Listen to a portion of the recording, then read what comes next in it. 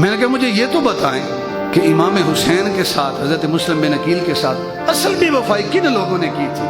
ایک شخص نے یہ بات کی نا، کہا کہ امام حسین رضی اللہ تعالیٰ عنہ کے حوالے سے جو 18,000 مفتیوں نے فتویٰ دیا تھا قتل امام حسین کا، میں نے کہا کس تاریخ میں پڑھا ہے؟ آگے سے خاموش۔ میں نے کہا میں نے تو ابن کثیر کو پڑھا ہے، طبری کو پڑھا ہے، تاریخ ابن خلدون کو پڑھا ہے، تاریخ الاسلام کو پڑھا ہے، تاریخ الخلفاء کو پڑھا ہے، میں نے تو 18,000 مفتیوں کا نام و نشان بھی نہیں پڑھا کہیں۔ آپ نے کہاں سے پڑھا ہے؟ اس نے کہا جی آپ تاریخ بھی پڑھتے ہیں تو اپنی مرضی کی۔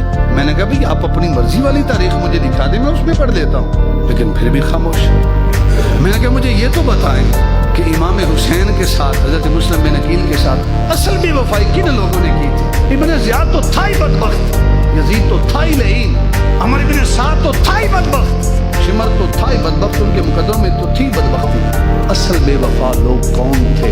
کہتے ہیں ان کو چھوڑو، ان سے کیا فرق پڑتا ہے؟ میں نے کہا بھئی یہاں ڈنڈی مار رہے ہو نا، انہی سے تو فرق پڑتا ہے۔ اب مجھے بتائیں کہ آپ کسی مہمان کو بلائیں اور یہاں آپ کے پاس وہ مہمان آ جائے تو آپ اس کو بے آسرا چھوڑ دیں، تو اصل بے وفا تو آپ ہے نا، جنہوں نے بلا کر بے سہارا چھوڑ دیا ہے۔ میں نے کہا جن لوگوں نے 40,000 لوگوں نے حضرت مسلم بن عقیل کے ہاتھ پر بیعت کی تھی، اگر وہ 40,000 مسلم بن عقیل کے ساتھ رہتے تو کیا حضرت مسلم بن عقیل کو کوئی شہید کر سکتا تھا؟ اگر وہ 40,000 امام حسین رضی اللہ تعالیٰ عنہ کے ساتھ ڈٹ کر کھڑے رہتے کوئی امام حسین کو شہید کر سکتا تھا؟ یہ جو عمر بن سعد اور بن یزید کے سامنے اور بن یزید کے ساتھ امام حسین کے مد مقابل لشکر تھا، کیا یہ شام سے آیا تھا؟